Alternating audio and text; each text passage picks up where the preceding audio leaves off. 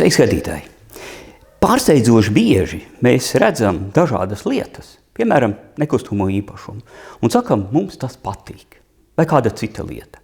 Un mēs pat nepadomājam, es domāju, visbiežāk ierīnas cilvēks nepadomā par to, ka, lai tā lieta mums patiktu, tur ir kādam bijis pie tā jāstrādā. Kā piemēram, tas varētu būt kāds profesionāls dizainers, kas mums varētu ļoti palīdzēt, piemēram, dažādu nekustamo īpašumu objektu gadījumos. Un tāpēc šodien es esmu ciemos pie Kristiānas, kur mums pastāstīs, kas tad īsti tas dizains tāds ir un kā tas var palīdzēt nekustamā īpašuma nozarei. Sveicināti! Jūs taču esat pamanījuši, ka dažkārt ieejot telpā, jūs jūtaties ļoti komfortabli un ērti, un pat īstenībā dažkārt nav nekā spoža vai spilgta, kas pievērš jums uzmanību. Tas ir tieši tā iemesla dēļ, ka dizains ir veidots detaļās, pārdomāts, ērts un nemanāms. Jā, bieži ir arī manāms un varbūt košāks, bet visbiežāk dizaina uzdevums ir radīt ne tik vien estētiku, bet arī pats galvenais funkciju.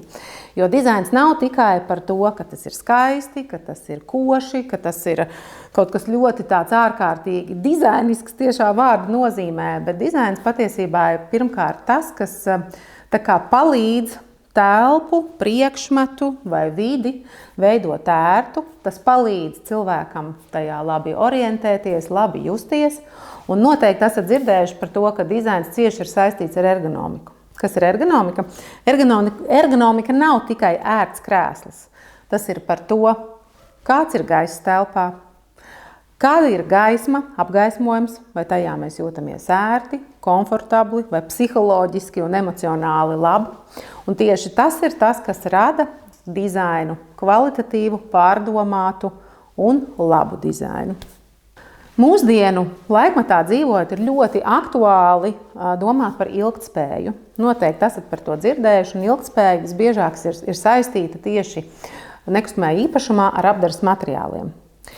Šobrīd dzīvojam tehnoloģiskā laikmatā un esam iemācījušies veiksmīgi ne tikai taupīt dabas resursus. Ko es ar to gribu teikt? Piemēram, akmens masas flīzes. Bieži vien redzat interjeros ļoti elegantas lielformāta flīzes, kas vizuāli imitē un ir ļoti ticamas, ka izskatās kā dabīgs akmens. Kāpēc? Ne tik vien dēļ tā, lai tas būtu kā izmaksu, budžeta jautājums, bet arī tāds dabas resursu taupības jautājums, jo iedomājieties, ja mēs visas skaistās grīdas, plaknes apdarinātu tikai ar dabīga akmens materiāliem, mūsu dabas resursi ļoti ātri saruktu. Līdz ar to ražotāji ir iemācījušies pārstrādāt tātad visus smaltu šos akmens masas materiālu, putekļus, atlikumus noteiktās masās, tehnoloģiski ārkārtīgi augstā kvalitātē apdrukāt, kas dod šo iespēju dabūt šo rezultātu kā dabīga akmens imitāciju, kas ir ļoti daudz plusi. Viens ir akmens resursu taupījums, otrs izmaksu taupījums, transports. Tātad noteikti akmens masas flīzes ir daudz vieglākas un daudz mazāk transporta resursus prasa nekā, piemēram, lielās dabīgās akmens masas plātnes.